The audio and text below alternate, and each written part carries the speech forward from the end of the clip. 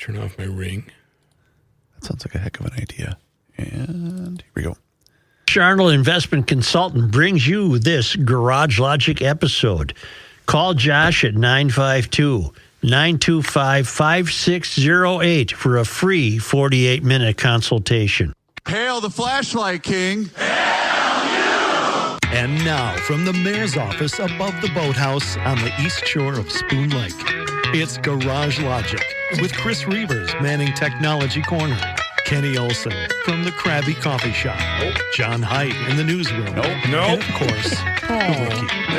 Here's your flashlight king, the fireworks commissioner, and the keeper of common sense, your man, Joe Souchere. Joe Souchere here. You're listening to a mayor deputized by me in my absence. Please give him the due privileges and respect that all garage logicians would give their guests. Thank you. Oh, custom. And I do have to tell you that ceremony when you get deputized, Is it still stinging? It's a little unseemly. Still sting? And a little painful. Okay, yeah, right. And I thought the paddles had gone out with the fraternity days from Animal House, but apparently that is not true. How long ago was that? Because you've been filling in for Joe forever. It's been, a number of back to radio days. Yeah. I don't know how many years, but it's still sting. When I sit down, it's a little tender. Well, I don't want to kiss too much hind end, but with Kessler gone, I think you're the best political reporter that the Twin Cities has. He went up the pecking order. Yes. It took until Pat was gone. Yes, it really did. Truth be told, Rookie's political reporter power rankings are in, Tom. Yeah, they're in. Your RPI, your reportable political integrity. In fact, that's why we're a little behind schedule. You were at the Capitol. Yeah, I'm working. It was actually an interview for a story that's not going to air today, but it's going to air hopefully later this week. And then I'm also trying to work on a story for today about the big, beautiful bill. And by the way, you were required apparently by law to say that because that's the official name of it. People think it's just a nickname. It's actually the name of bill. the bill. Yeah. So it sounds like we're offering an opinion, and we're really not. Is the big, beautiful bill bad? Well, that is all in the eye of the beholder. Okay. There's a lot of alliteration with this conversation. The alliteration with the B's. And one interesting thing, we're trying to include this a little bit in a story for today. The big, beautiful bill is more than just a budget. It has a lot of things because it's kind of a kitchen sink, junkyard bill. Throw everything in there and we'll see what happens. One thing is a 10-year moratorium on states from passing laws to put any restrictions on artificial intelligence, which seems short-sighted. So we cannot put any state regulations on artificial intelligence. Now we've already done some that are in law. The deep fakes that makes it illegal.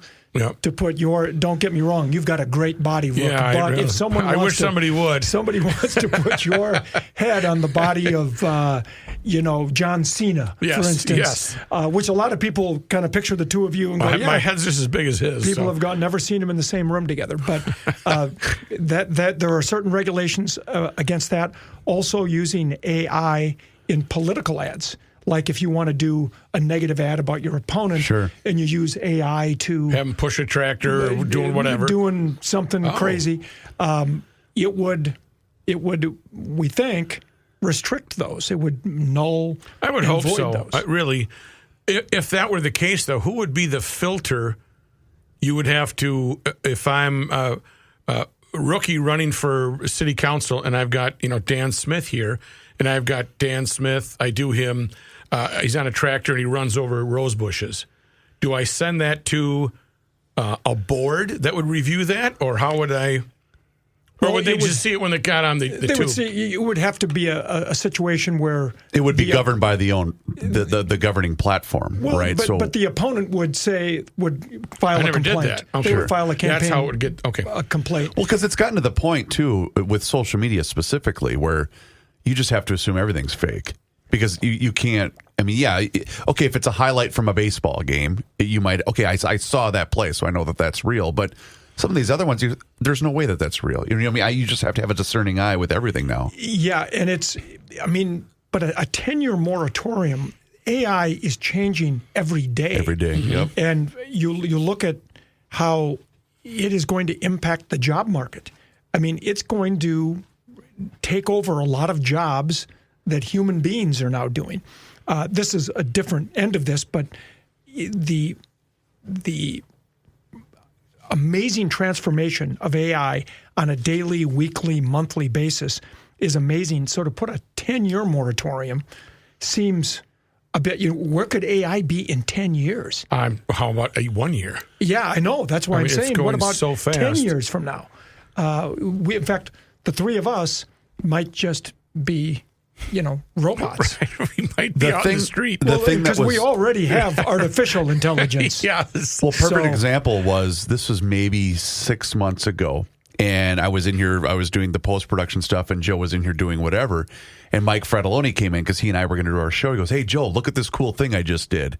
Mike took one of Joe's columns from, again, 6 months ago or whatever, entered it into this Chat GPT, and out came a 15-minute segment of two generic voices, talking back and forth on the subject matter of Joe's column.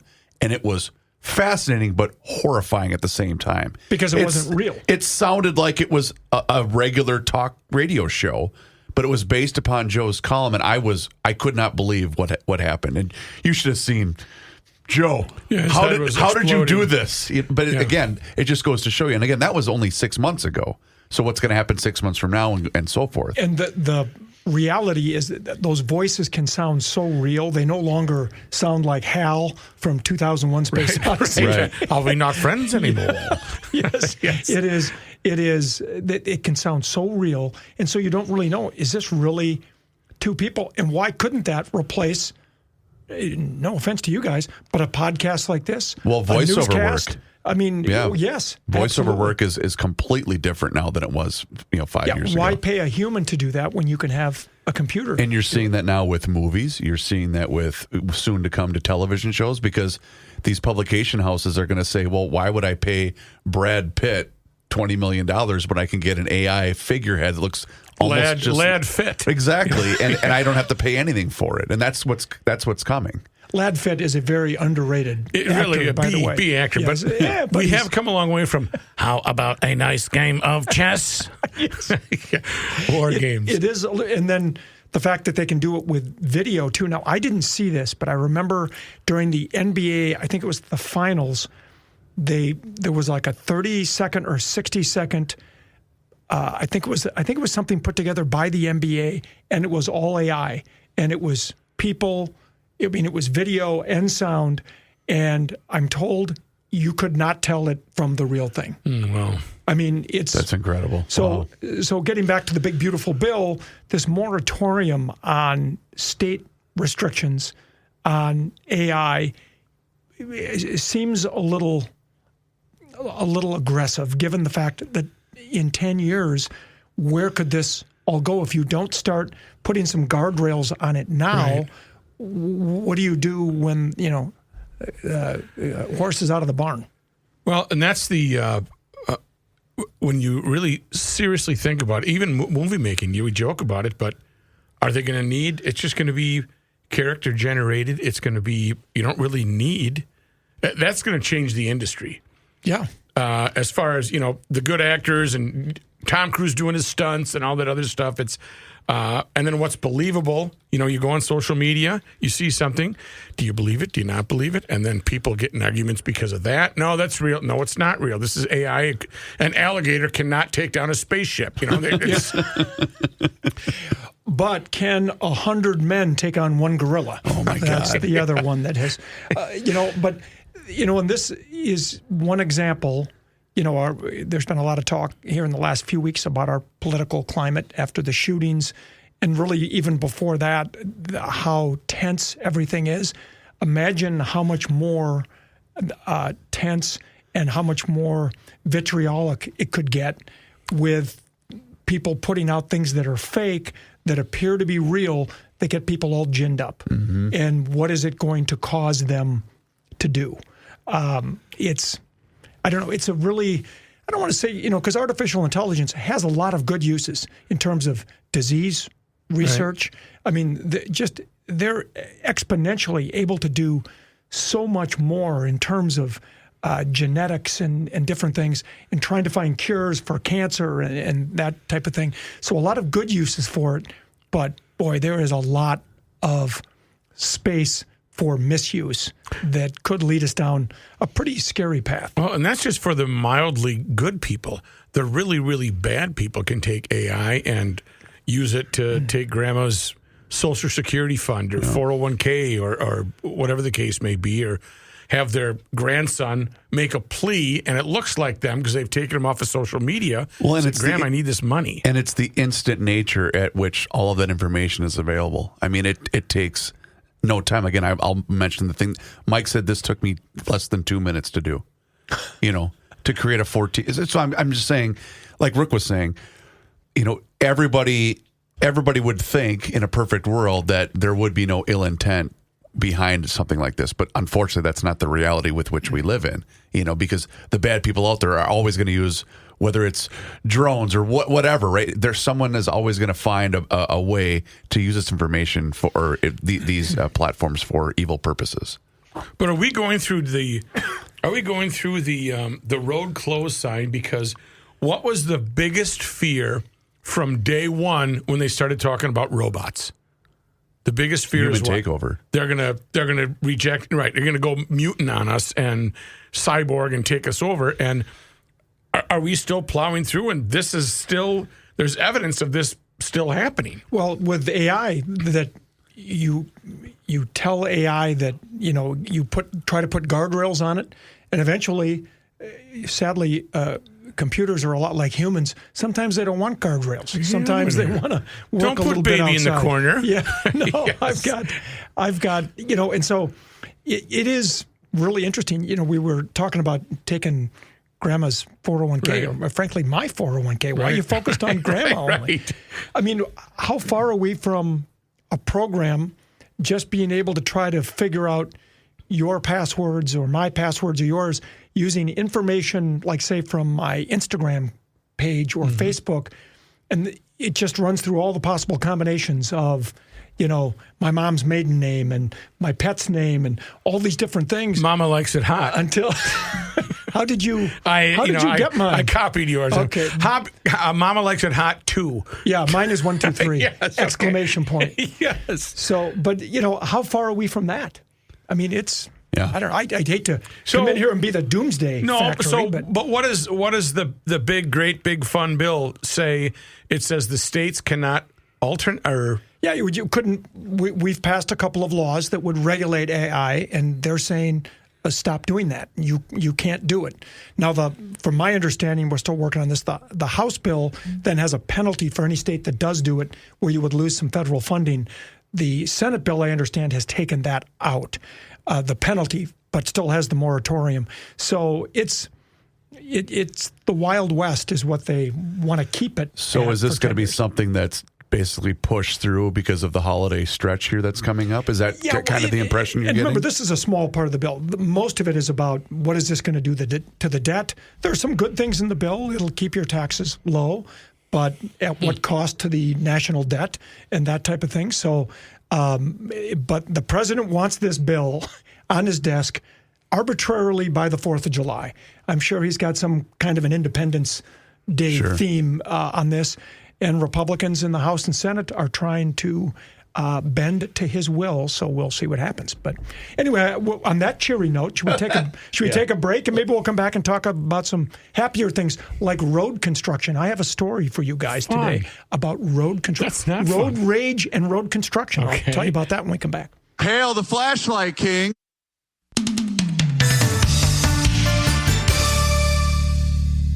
Reavers here once again for my guy, Mr. Money Talk, Josh Arnold. Does thinking about retirement make you uncomfortable? Well, sometimes the anxiety from wondering if you've saved enough can be overwhelming. But what if I told you that you could ease those tensions in just 48 minutes? Well, Mr. Money Talk is going to be able to sit down with you and get you on the right track for your financial future. Josh has navigated it all when it comes to uncertain market and economic conditions, and he'll always provide straight talk, never sugar-coated advice on how to reach the finish line with your retirement goals. Don't let your financial worries give you an ulcer or keep you from I'm calling Josh right now. His 48-minute, no-obligation consultation could be just what you need to feel better about your future. Call Josh today at 952-925-5608 and set up your free 48-minute, no-obligation consultation. That's 952-925-5608. Investment services offered by Josh Arnold Investment Consultant, LLC, a security investment advisor. Past performance is no guarantee of future results. All investments involve risk. All comments and opinions are Josh Arnold's and do not constitute investment advice. Chris Reavers is a paid endorser. You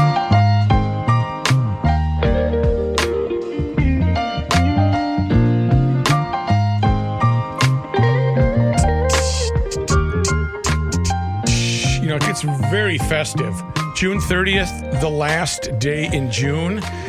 And you've got kids, you've got grandkids, you've got nieces and nephews, and they are working toward the July 4th celebration. And you might even sneak a couple in, maybe July 3rd. But you need a quality fireworks, you need knowledge, and you need the best available. Well, that's where Fireworks Forever comes into play, online at fireworksforever.com. Veteran founded in 1981. And what's their mission? Promote, preserve, and protect the responsible enjoyment of backyard fireworks through superior products, stellar service, multifaceted education, and a passion for sparking joy. Why do I give you their mission? Because they don't just want you to come in, buy them, and leave. They want to talk to you. You're a garage logician. You listen to the podcast. That's why the family has created, and it's locally operated by two generations, the second generation. They handpick and import all their fireworks. There's no middleman. More booms for less bucks. That's what they are at Fireworks Forever.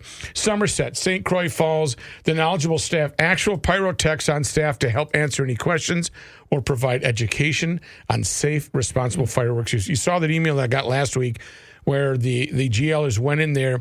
They were approached. They went down they took their time. It's not just buy these and get out of here. No, they want you to be knowledgeable.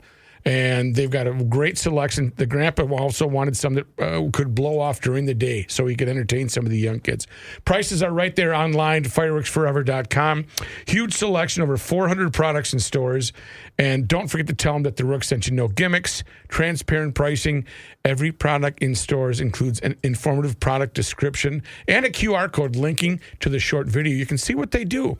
They got it together. They're garage logicians, full of common sense. So don't make a stop at Paul's Prosthesis Palace. Go to fireworksforever.com and let them know that you heard it from the Rook on the Garage Logic podcast. Mr. Hauser. 'Tis the season for fireworks. It really is. And again, you don't want to make a trip to Paul's Prosthesis Palace. We got to hear from Paul. We'll hear that the next break. I've started hearing fireworks out my window as soon as it gets last night dusk, because it's the week. And that it's not just the 4th of July or the day after. It starts several days. Speaking of that, you and I used to live near each other. Did you get hit with a tornado Saturday night? No, but we did go to the basement. You know how it is. You get jaded after a while. I'm watching Channel 5. Southwest corner. I'm getting the warnings on my phone. The sirens are going. And still, it was 1:30 in the morning. I was tired. Had to be up early the next day. Finally, I'm willing to roll the dice. Finally, my daughter walks in and goes, "Think we ought to go to the basement?" Yeah, we probably should. Yeah, because we had one in Carver, so just north of us, in Jordan, where I live. But there was some action out my way on Saturday night. Anyway, I didn't mean to get you off track. Didn't Waconia, Norwood, Young America, and Carver. Again, I was watching Chris yesterday morning. He said all three of those areas had funnel clouds. Well, and I was watching Matt Serwe on late that night, and we finally started taking it real seriously when he said, okay, the potential touchdown in Waconia, now it's heading toward Victoria, and it's like this progression. Chanhassen is coming up next. Like it's the light rail, right? Stop 3. It's between Highway 5 and Highway 7. I live exactly between those two, and I go, maybe we should go down. Probably head downstairs. But it was interesting because we didn't have as much wind. We had a lot of rain, but by the time it hit us, I think it was a little further to the north of us where it ended up passing, maybe over Lake Minnetonka. But I know by Lake Minnewashta, not far from me, there were trees down. A pontoon was blown over, but like in my neighborhood, I don't think there was a leaf that was down. And today, earlier this morning, when I ran down 41. A lot of tree branches have been cleared out of the way on this running path that I was on. And that's only like 2 miles from my house, and so it was a near miss. Funny how there can be such a drop off too, where it's so intense, and then just like there's a line there, and it just there's nothing. Now that brings me to when I noticed on my run this morning, the branches down.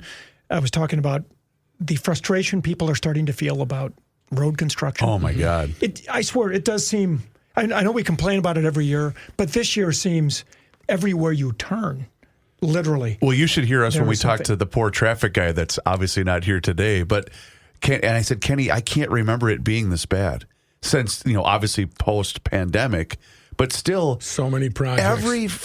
There's no alternate route. Yeah. Everything is under construction. I can't believe it. And every weekend, okay, we're closing 494, one of the major thoroughfares going east and west. From 77 to 35W. Yeah. And then the other great east-west thoroughfare is 94 between the downtowns. Oh. And that's down to these 2 lanes where you feel like you're in a Formula One race trying to get through there. Last Tuesday, I left the station at 4:30. My son had a baseball game in Le Sueur at 6 o'clock. And I thought, all right, I'm going to give myself a little more than an hour. It took me 2 hours.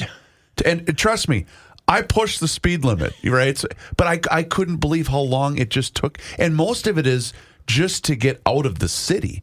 But once you get, out of the loop, you tend to be okay. But with 169 being a gong show right now, I could not believe how long it took me to get there last week. Well, what I witnessed today was interesting because it all involved people either on foot or a guy on a bike. And so there's a road, and I don't want to get too specific, but you probably know the one I'm talking about. There's this north-south thoroughfare that Chanhasen's doing a lot of work on. Yep. It was supposed to be done in 1 year. Maybe a little over a year. Well, we're now in year 2, and I don't think the whole thing is going to be done until just before Thanksgiving.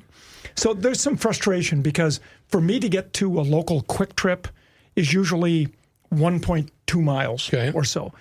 Now I have to drive about 3.5 miles in going the opposite direction to loop around and get it. So I have to do about 6 or 7 miles, what would usually be, 2.5 miles round trip. But that's also, and I think Kenny has alluded to this, is that you see it. It's causing a lot of people to be very angry behind the wheel right now. And you're seeing road rage incidents increasing, especially with the summer months, and everyone's in a hurry to get somewhere, right? But you can tell on the road that people are getting really angry and frustrated. At this particular intersection I was at today, and I've always been, because I've done it a few times, they not only have road closed signs up, but then they very aggressively put the barriers up on the sidewalk, and even a little beyond that, like, we don't even want you coming through here on foot, even though it's not like there's power lines above you. It's not like there's anything major danger. I just need it as a way to get across the street because I was trying to run over to Lifetime Fitness, and if I were to go the other direction, it would make a 6-mile run a 10-mile run. Sure. And I just didn't have that. I don't even want the today. 6.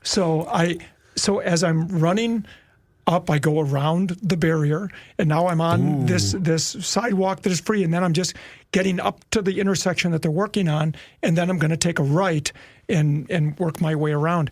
Well, as I get up there, there's a guy on a bike and a construction worker, and I thought they were just having a conversation as I was running up there. Oh, no. And I don't know what preceded this. I don't know what precipitated any of this. A lot of this is conjecture born of my own frustration, and I bet I know what's going on here. I think the construction guy had told the guy on the bike, can't you see this road is closed? And, we're doing some work. And are you whatnot. trying to imply that a guy on a bike may have thought the rules were beneath him? Yes. Is that what you're trying to imply? Did not apply? Boy, this sounds like some very significant Garage Logic terrain. All right, let me ask you a question. If you were to publish a story with that very phrase, or maybe you would find a post on social media, what would receive more backlash? A political viewpoint or a bike rider viewpoint on social media? Boy, it's a tough call. It'd be neck and neck, wouldn't it? It would be neck and neck. But this guy, I don't know if he was, trying to literally drive on the dirt road, because they've got all the asphalt torn up, or if he was just trying to make the turn like I was. Well, I hear the guy on the bike as he's getting back on his seat to ride away, and he goes, "Well, I hope you enjoy an early retirement." And it didn't sound like a nice, pleasant. Will we get hit by a backhoe or something? The guy looks at him and says, "Are you threatening me?"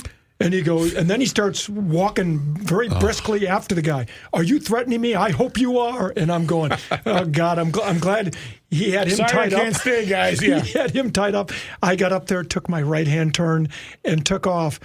But the funny thing is, I had to run to Lifetime, and then I had to run back that same way.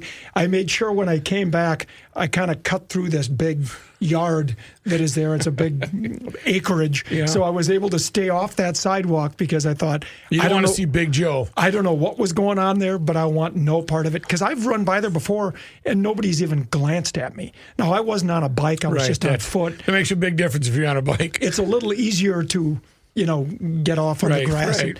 But that is the level of frustration with some of this road construction because it just seems like it goes on and on and on. And this particular project, like I said, way overdue, and it probably won't be done until after this summer. But that's just a microcosm of all of the construction. 494, 94, I mean, you name it. 35. You're talking the suburbs. I was at a wedding event at River Place on Saturday night, and just trying to get back to St. Paul, University is closed. So you can't get on University. You can't cross on Washington. You couldn't have access to River Road, which is what we wanted to do, so we could just worm our way to Summit and get downtown St. Paul. But everywhere, it's as if somebody said, let's do everything at once, not the left side of the metro and leave the right side open. They just said, let's do everything at once, and it's Tom, I made this joke when I was doing my ad last week for North American Banking Company. I looked at the locations I usually go to. It was going to be quicker for me to go to the Hastings branch leaving here than it was to go to 50th in France. Wow. I'm not joking. It was maybe an extra 4 minutes, and I had to go down to Faribault that day anyway. So I thought, well, to hell with it. I'm not going to mess with the city traffic. I'm just going to go down to Hastings because it's going to take me just about as much time anyway. I took my daughter to a doctor's appointment at the 212 Medical Center, if you know where that is, in Chaska. And when we left there, she has to have this monthly back procedure done, and so we went in for that. And she always likes to go to Dunkin' Donuts and get iced coffee and whatever. Sure. So I said my wife usually takes her because I'm usually at work, but my wife had a root canal that turned into an infection a week later. So my wife was at getting that taken care of. So I'm taking my daughter to the doctor. So we leave, and I said, well, I can't break your protocol here. We got to go to Dunkin' Donuts. It's only 1.8 miles from the 212 Medical Center. 40 minutes later. We start driving, and I missed a sign that said detour or warning. No Dunkin'. All of a sudden, we get to 41, and it just says road closed. And then, again, those very aggressive signs all the way you ain't across. Getting by. But we saw this dump truck going around, and my daughter goes, well, can't you just follow him? No, honey, I don't think it works that way. I don't think it'll be that same construction guy giving you the earful. So I hit the GPS.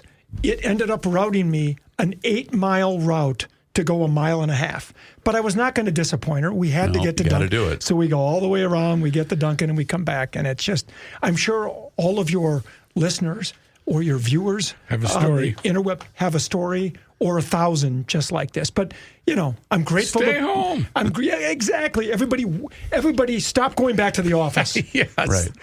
It's like when the airport is busy. Imagine the nerve of all these people traveling on a day when you just want to go somewhere. I know. All right, we're going to take a break. We'll be back on Garage Logic. And let's talk about our friends at We Are Nuts and wearenutsmn.com. Boy, I got to tell you, they've created a monster here with We Are Nuts. And by the way, most of the end caps should be up at all of the Fratelloni's hardware store locations. So stop on in if you want to see those really cool displays. I know Mike's been putting those out on social media as well. But they're the best handcrafted snacks made right here in the great state of Minnesota. Locally made, insanely fresh, and packed with flavor. Their premium nuts and mixed snacks are the perfect way to celebrate everything great about nuts. That's right. wearenutsmn.com is also their website.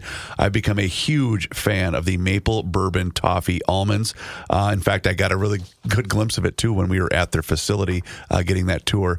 Great people, family owned and operated, and they are the absolute best. And we're so happy to have them on board here with the Garage Logic podcast. But like I said, go online and place your order today, and please let the entire family of We Are Nuts MN. And they had you at bourbon. I know. Oh that. my God, Tom! Have you? Yeah. I'm gonna. You know what? I have not. You're in again on Wednesday. Yeah. I'm gonna bring you in. Bring me some 'cause bourbon? well, not bourbon. He says that, but he won't. I get. You got sampled. What did you have? You have the dill pickle ones Those are back fabulous. to the 50s. Those are fabulous. But you also had the mix pack. Didn't you get a mix pack? I like them all. I like the wasabi. I like. There's nothing I do not enjoy. They're Nuts. just the best. So again, wearenutsmn.com, and let them know that you heard about them on the Garage Logic podcast.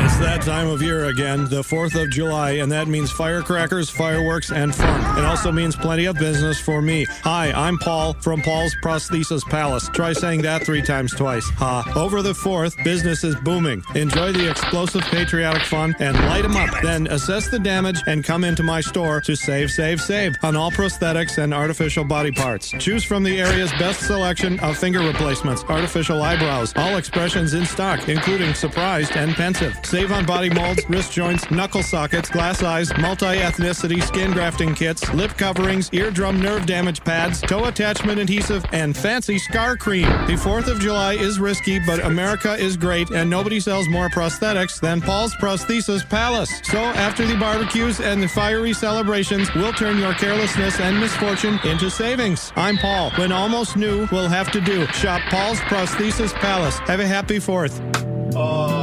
Tony Lane, you're the best. Thank you, Tony. And you extinguish those flames with Hofferman water and Connecticut. Steve, Yes. that's a segue, gentlemen. I have a pail of Hofferman water ready. HoffermanWater.com is their website, by the way. And now is a great time to get on the schedule and have them come out for that free water analysis like yours truly did a couple of years ago.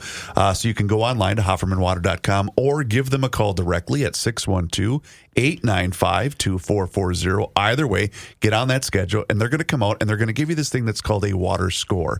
And then based upon that water score, they're going to give you some suggestions on how they can improve the quality of your water, just like they did for me. And I know that they will be able to do that for you too.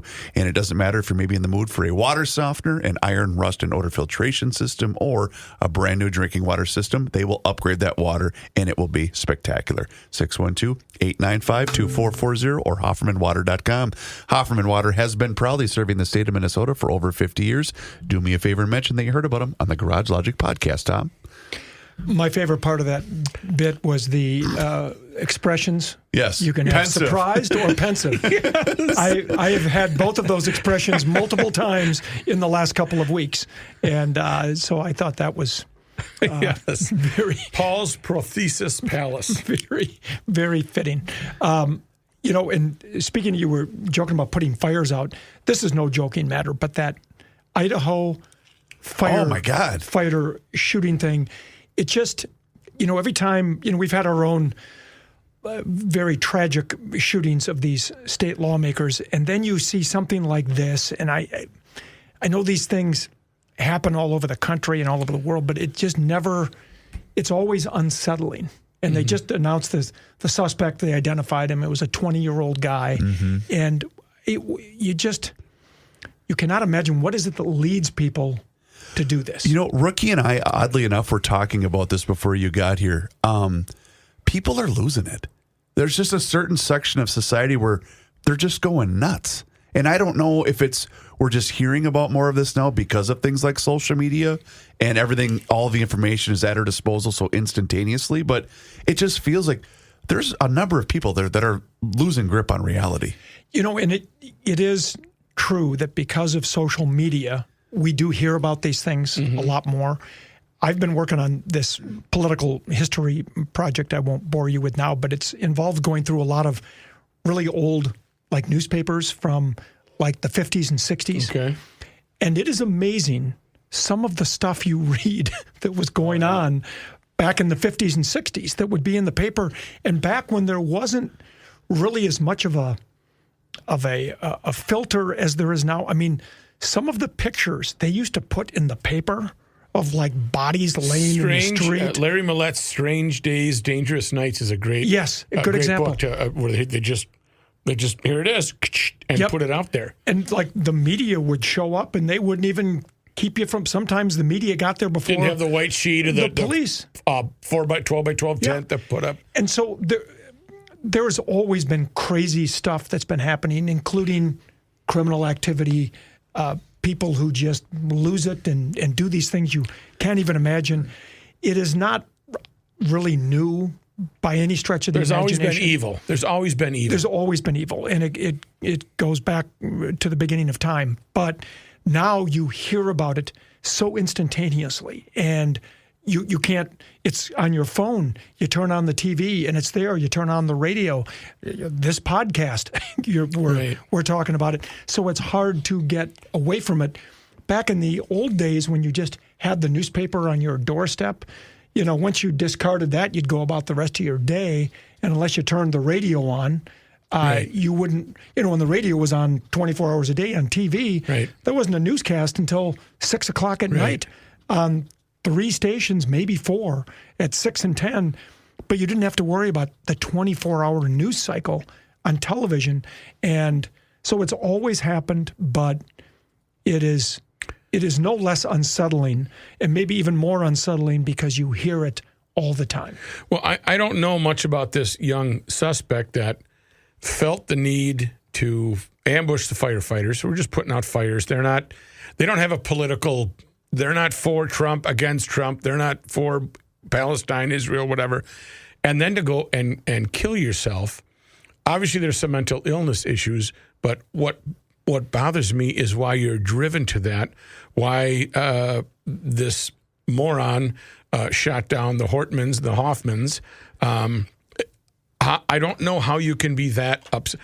I don't agree with everybody. But I guess my moronship to let it get to that level, works. right. I don't. It's not malfunctioning. And you cannot let people like the shooter in the Hortman and Hoffman case use mental illness as an excuse because that degrades people who deal with mental illness on a daily basis and are functioning normal members of society. They're not depraved like this man was. And so you can't use that as an excuse because it does denigrate people who have mental illness and deal with it successfully, either through therapy or medication or whatever.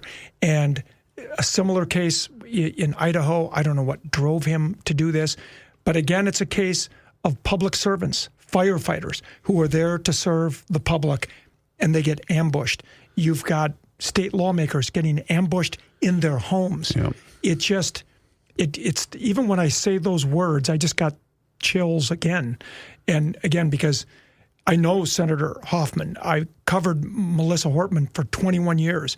I knew these people well on a professional basis, but it is one of those things you just can't even imagine, really not just a state lawmaker, but anyone being murdered in the entryway of their own home by someone impersonating a public servant, in this case, a police officer. Right. There are so many levels of depravity in that it is just, it's infuriating. Yes. And what's the answer to that? How do you stop every single one of these people? You can't. You can't. But this Idaho thing and have you ever been to Coeur d'Alene? Oh, yeah. It is beautiful. It's stunning. It is like God's country. In fact, I did that drive 3 years ago this week because we went out to Seattle for the 4th of July. That's when we drove on our way to Seattle. No, you weren't picking up a car? I wasn't picking up a car this time, but I made that drive through Coeur d'Alene, and I remember texting these guys saying, this is stunning. Yeah. When you come down the mountain pass and you see the massive lake, it's I have stunning. Described it to people. It is Lake Minnetonka on steroids. Easily. Oh, yeah. Well, I learned after the fact, because I brought it up and an emailer sent this to me, that the Navy SEALs train in that lake for diving because of its depth. Really? Yes. I learned that from an emailer. Well, you and I had the same reaction. I did that drive. It's almost been 20 years, a family vacation. We loaded up the family truckster, Yes. Green with the paneling. Yes, yeah, wood paneling. And we drove to South Dakota, saw Mount Rushmore, then drove on to Seattle and to Vancouver. Oh, my God. And then on the way back, visited a friend in Spokane, and then went through Coeur d'Alene. And, I mean, I had never really even heard of Coeur d'Alene till I'm driving through it. Yeah. And I go, now we still haven't been back. We've wanted to go and make that our destination. I mean, that's how beautiful it is. And I've heard it's also fairly expensive to stay at the resorts and West, things. sure. Yeah. But anyway, this is like literally God's country out there. And then you hear about this with these firefighters, and it's heartbreaking for those families who sent their loved ones off to serve the public, and then they just senselessly gunned out. I just can't imagine having that type of passion. You talk about the moron here that dressed up like a police officer, tried to disguise him. That's carefully planned out. And to have that much hate, I disagree with some DFLers and Democrats on things, but I'd still sit down and have a bologna sandwich over it and say, oh, you're full of beans and not hate. I mean, Ilhan Omar, I completely disagree, but I'd love to sit down and talk to her and say, why do you think these, I wouldn't want to punch her, hit her, have her, any of that kind of stuff. And the other side of it, too, is you think about what else this guy could have done. I mean, he had a hit list, and he had more targets than just the two that he carried out. And to think that without law enforcement, how much worse that this possibly could have been. And when you think about the other two lawmakers whose houses he went to, one wasn't fortunately there, was right. on vacation. The other one was home, but a police officer came by. And there's still some questions about how much did that officer know, other than her assignment was go check on this state senator. And he was there, but then he left by the time she checked on the senator and came back out, and then went to the Hortmans. But still, if he hadn't been stopped when he was, who knows how much worse it could have been. It's already unthinkable what he was able to do. But you just think about how much worse it could have been. But by the way, I was at the funeral service on Saturday. Give me your thoughts on that. Beautiful service. We're going to take a break. Okay. But when we come back, let's talk about that. And I thought it was very well done. I prefer going to funeral services for people where you celebrate their life and they die at age 95. 95. House money, yeah. But when you have people snatched out of the prime of life as public servants senselessly, it's very difficult. But we'll talk a little bit about that funeral mass when we come back on Garage Logic.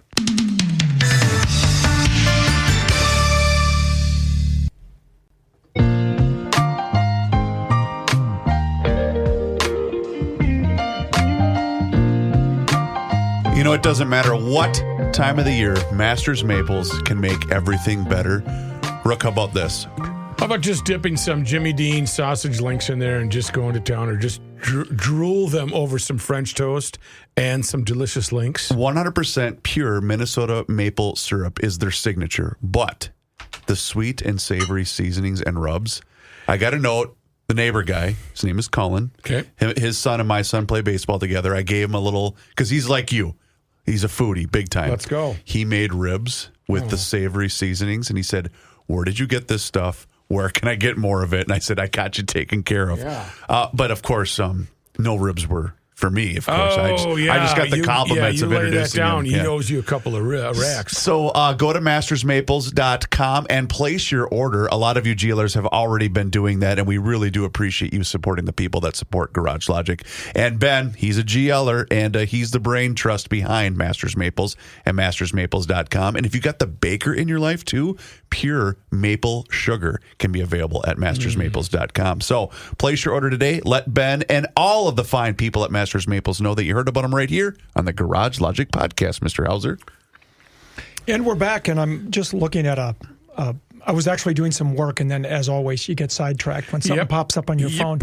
A friend of mine who used to work at Channel 5 many years ago, and I often begged him for a job, and he never did hire me. They have names for people like that, but actually he and I are remain friends to this day. But he writes, first official day of retirement, and his wife has me out of bed by 6 a.m. on a 2-mile walk in the neighborhood. Then he goes, this is retirement? Question mark. Right. Can we push this bet to like 9:30? Bad precedent. This is not going to be good. Well, and you mentioned it in the first segment today. You mentioned, I went on my 2-mile run to go to the gym, and I thought, you and I lead very different lives, Tom Hauser. To be sure, it was a 3.5-mile run to the gym, and then 3.5 miles back. So it was actually, because of my detour around the construction and avoiding road rage, it was 7.5 miles that it ended up. You're making me tired just thinking about it. And it was a little humid today. Yeah. Well, in fact, 2 months from today, you know what I'm going to be doing. 2 months from this very day. You've run every marathon, so that's not it. This will be it. The Sydney, Australia Marathon. 2 months from today. Wait, that's not part of the 6 that you've already achieved. It's the new 7th major. Oh, they're adding on that? Come on. We got they're no dummies. Look, they're getting these guys. Australia, you can go do this. We're going to get that Hauser guy to lay down his money. Well, I am going to go with my daughter. She's so excited. She's not going to run. She goes, Dad, I'll be your photographer, your support crew. I'll go on the cocktail cruise with your marathon group. Why not? Yeah. She was willing to take one for the team. Did you do Grandma's a couple weeks ago? I did. I did the half marathon. Did the half, okay. So wait, time out, though, on your achievement. So you did the major 6. Yep. You got the trophy. 6-star medal, yep. Yep, the 6-star medal. Do you have to do the 7th now? No, what is? You don't have to. They're going to add. Or is that one of? And you have to run 6. No, this is the new 7th, and they're going to add 2 more. So eventually, it's going to be a 9-star medal. I will not be around. I will not be around for the other 2. I thought 7 was a good lucky number to end on. 6 is good. And Sydney, Australia. Have you ever been to Australia? No. It's gorgeous. I was there 30 years ago. Tom, we make radio money. So I really want to go back. Well, here's the deal. The last time I went, 2 of my brothers own a video production company. And 30 years ago, one of them, his wife was expecting a baby. And you can go to Albert Lee for a day trip. You can't go to Australia when your wife is due. No, you cannot. So they asked me if I would go fill in for one of the brothers. So I took a week of vacation from Channel 5. This is back in 1994. And I went all expenses paid to Sydney. Oh, nice. Plus they paid me to be there. And you can't get a better scenario than that. No. This time around, I'm finding out exactly how much it costs. A little pricier, yeah. But the daughter gets the all expenses paid. Yes, she's getting some of that, yes. Yeah. And so we're excited about that. But how did we get on this? Well, you were talking about, I don't know. I just, a side note, my daughter-in-law has run 5 of the 6. She has London left. Yes. She's running it next year. She needs to add Sydney now. She didn't get in it. So she's got to raise money. Why, if she ran 5 out of the 6, wouldn't they let her in? I wonder. Well, is she doing it as a charity runner? Well, normally you would just get in and, they would accept you, right? Yeah. But she's got to now raise money in order to get in. Well, a lot of times it is, it's done as a lottery system. Okay. So like when I got into Tokyo, which was the 6th of the 6 majors. She just ran that. I got in through a lottery as one of the people who had 5 of the 6 stars. They did a special side lottery, but not everybody got in because they had like 100 spots, and there were like thousands of us. Okay, so she just didn't and I get got lucky. picked. Yeah. So that's why she's got to go ahead and... But Tokyo is a pretty good one because you don't have to raise as much money. Like I've done Boston a couple times, and the minimum you have to raise is $7,500. Holy buckets. And it's, but I think Tokyo, you can raise as little as $1,500 to $2,000, which is a lot easier, especially with Rook money. Hey, Dad, I need you to throw in a little something. They didn't come to me for any advances, I can tell you. Throw in a little something. And, and so they're going to add eventually Cape Town, South Africa, and Shanghai. And oh, my gosh. By the time they add those, it may be a few years. I mean, I'm not getting any younger, guy. Right. You take your 6 and get out of here. I'm going to take my 7. I'm going to take my 7 and get out. And they're not going to have a special medal for 7 stars or even 8 stars. Once they get to 9, I think they'll probably come up with a. But I've already got the 6. Good enough for me. Quite a feat. Yeah, congratulations. But I just want to go to, no pun intended, quite a feat. you're running 26 Yes, We're still Rook and I are still working on one. Yes. Well, we're going to get there. Listen, my kid ran the half marathon at Duluth, and all my job was to bring the water to him as he's running. Yeah. It was his first marathon. So you see him coming up, and I'm chugging with water. We're going, he's going, and I'm like, here's your water. He's like, yep, thanks. And I was out of breath for 20. I ran 20 yards, and I'm like, I'm never running a marathon. Well, the first time Jess ran Duluth, I have a really good friend that lives in the area, so a bunch of us stayed out the night before.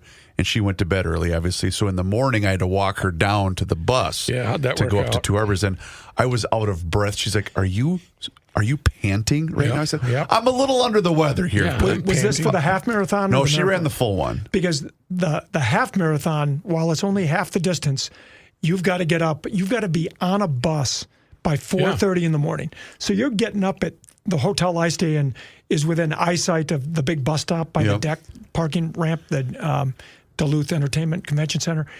And so you get up at 3:45, on the bus by 4:30. They bus you up there. You get there by like 5 or 5:15. Race starts at 6. This year, everything was delayed by a thunderstorm by a half hour. But it is so exhausting. Even for the runners, you're going, my God, and I got to go run 13 miles. I just slept for 4.5 hours. And if you're a bad runner at the half marathon, they just have a big snowplow that just comes and it scoops you up before all the good runners. It's like a big cow catcher that they're like, nope, sorry, Henry, you're a little Time's behind. up. Yes. Well, I'm pretty excited, and I'll be hitting you guys up for donations. I'll be raising money for the Boston Marathon. I run for a team, Stepping Strong, that was founded after the marathon bombings. Okay.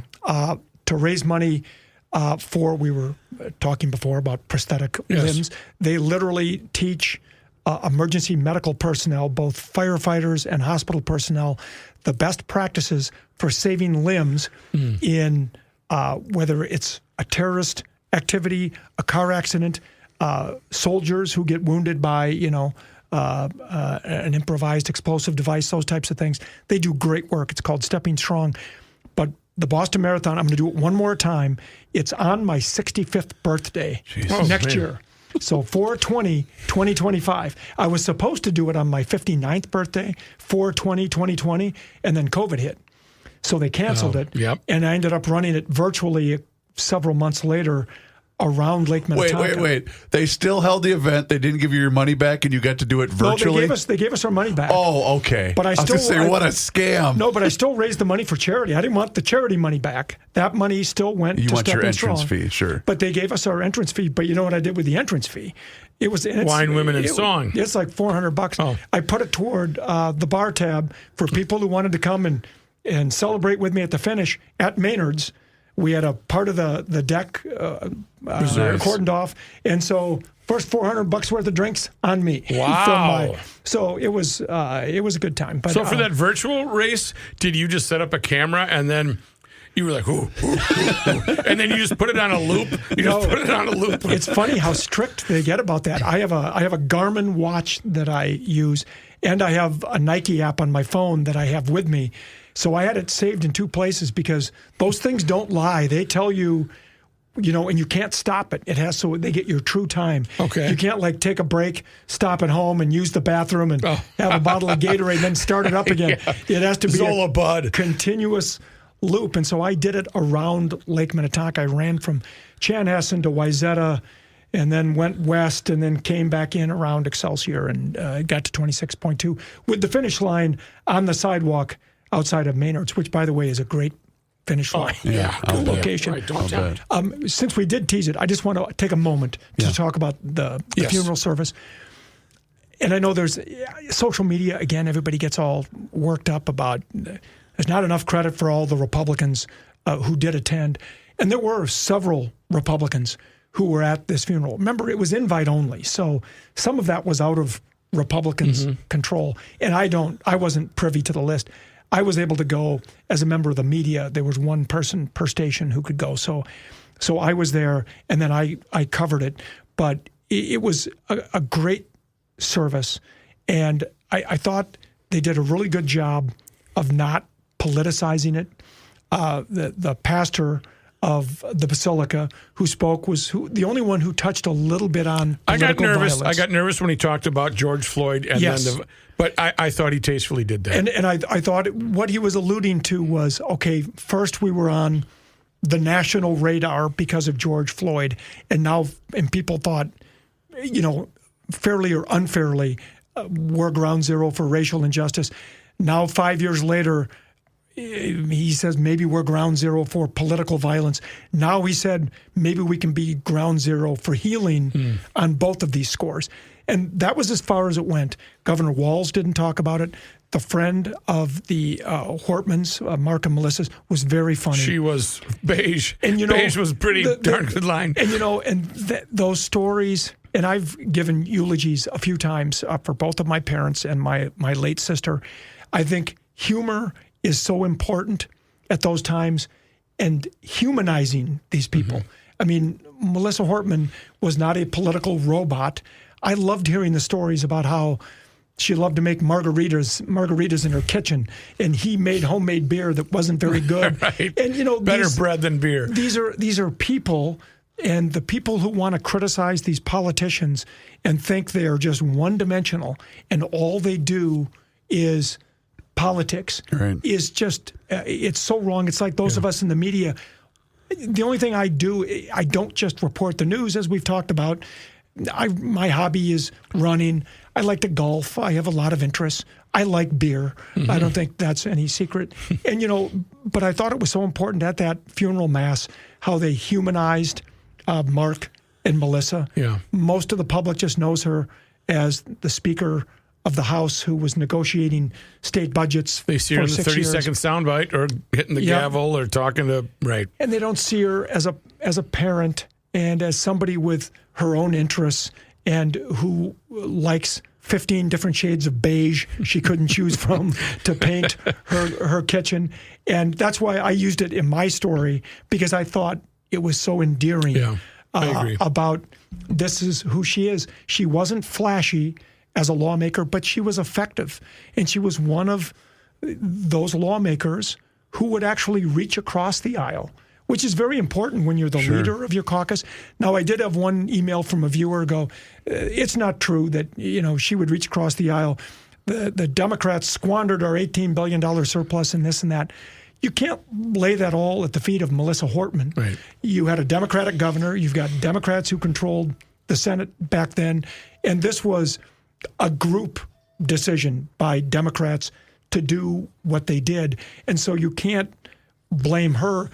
She did a lot to try to include Republicans as much as she could, but that's not always as easy as you think it would be. And the way they started out, it was a rough start with, we're going to sit here. They had the Nicole Mitchell stuff going on, and then they had the boycott. The boycott. Yeah. It was, and that was this session. That wasn't even the budget one was the year before. But trying to tweak the budget now that they had some new numbers was not easy, and that's why they went to a special session.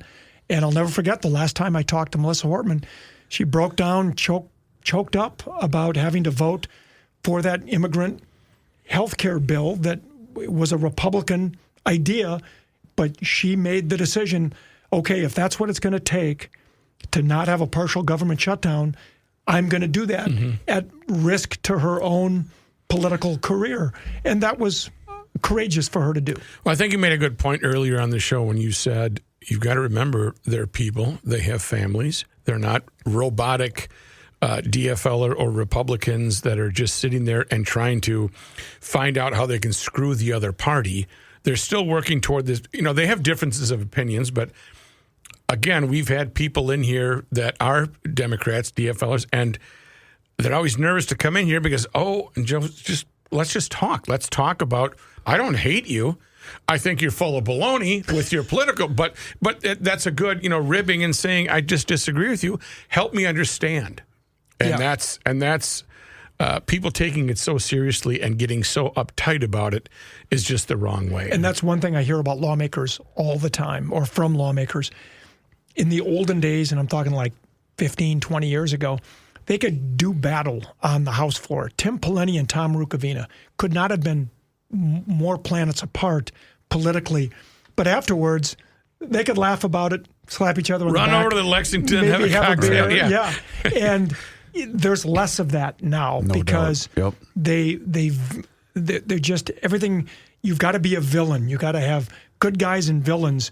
You can't just be people who are fighting for their cause, and win or lose, you still get along afterwards. Just like us. Thanks, Tom. All right. We're going to see you again on Wednesday? On Wednesday, yes. And I promise, I can't promise, because this day and age, we never know what's in the news. Don't lie to us and tell us that you're going to be on time on Wednesday. We know the we answer already to know that. you're I'll not. be here when I'm here. Awesome. Thanks, Tommy. Appreciate you coming in. If you haven't done so already, please do us a favor and hit subscribe on the Garage Logic YouTube channel. That's right. Garage Logic has a YouTube channel, and you can watch the show each and every single day. And you can also see full segments, video shorts. There's behind-the-scenes footage, but it's all there for you. Just search Garage Logic on YouTube and follow us along on all of our social media channels, which includes Facebook, Instagram, and Twitter. And sign up for the Daily Logician. That email comes right to your inbox each and every single day, and it includes the most recent episode of the podcast. We'll catch you tomorrow. It is time once again that we check in with our guy, Mr. Money Talk. Josh Arnold is with us once again right here in Garage Logic, and now is the time for you to do the same. So do not delay. Do exactly what I did and pick up that phone and dial 952-925-5608. That number once again is 952-925-5608. When you call that number, you're going to get Josh, and he is there for you for that free, yes, I use the word free, 48-minute financial consultation with absolutely zero obligation. And he will always give you the straight talk. He will never give you the sugar-coated advice.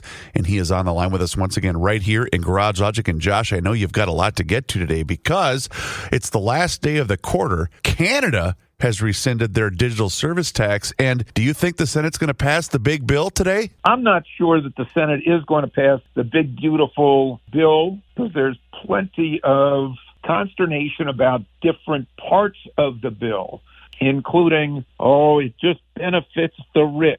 And the part of the bill that I am pushing for is the extension of the 2017 Tax Act, or to make a lot of that 2017 Tax Act permanent, particularly relating to business taxes being at a very low level, which helps businesses compete worldwide basis.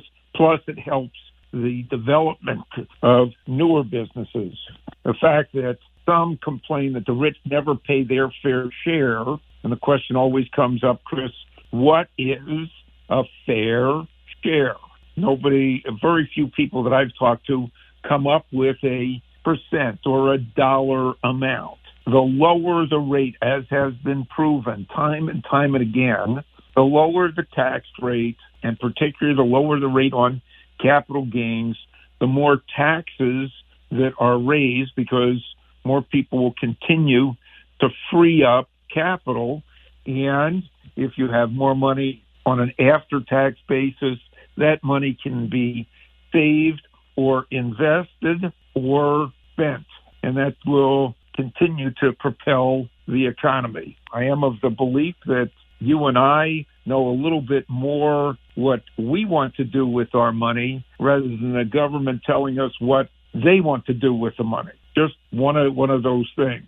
There are some issues with this big, beautiful bill that many are bitching about, including cuts to Medicaid. Well, from my reading of cuts to Medicaid, it has to do with a work requirement that you need to be working at least 20 hours a week to qualify for Medicaid. And there are a lot of people who aren't meeting that requirement who are able-bodied. A number of other people who are being pushed off Medicaid are illegal aliens. And again, the question comes in, well, why are illegals being offered these benefits? That's a question that I'm going to leave for another time. But I think with all those issues and some others, and the Democrats are all voting no on this bill, the Republicans are going to have to push it through on their own votes, and there are still numerous Republican holdouts, as they believe that some of the spending around this bill is a little bit too big. We'll see what happens. If this bill does not pass before this year is out, that could mean across the board a very substantial tax increase, not only for the rich, but for the not-so-rich as well. Meantime, the market has taken a nice jump this morning after some concerns just after the close on Friday that President Trump was going to increase tariffs and walk away from any trade negotiations with Canada because of their digital services tax, which, of course, hits major U.S. technology companies, whether it be Apple, Amazon, Google, NVIDIA, Microsoft, or Amazon, and others. This is very similar to the Digital Marketing Act and digital services tax that goes on in Europe. Well, Canada, I think, was trying to pressure trade negotiators to get a better deal, but on Monday morning they rescinded this digital services tax, which is a positive thing for all of the U.S. technology companies and others, and they're back at the table negotiating a trade or tariff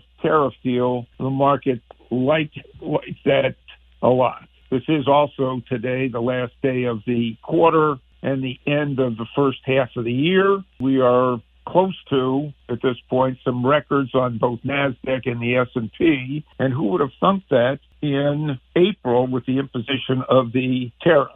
The market has rebounded significantly on the backs of better than expected earnings news, lower than expected inflation, lower energy prices, and the potential for more trade deals coming through, plus the potential of the extension of the Tax Act. Do be prepared for, a little sell the news reaction and a little pullback in the market prior to second quarter earnings being released starting the middle of July. Also, there has been some hints from the Fed that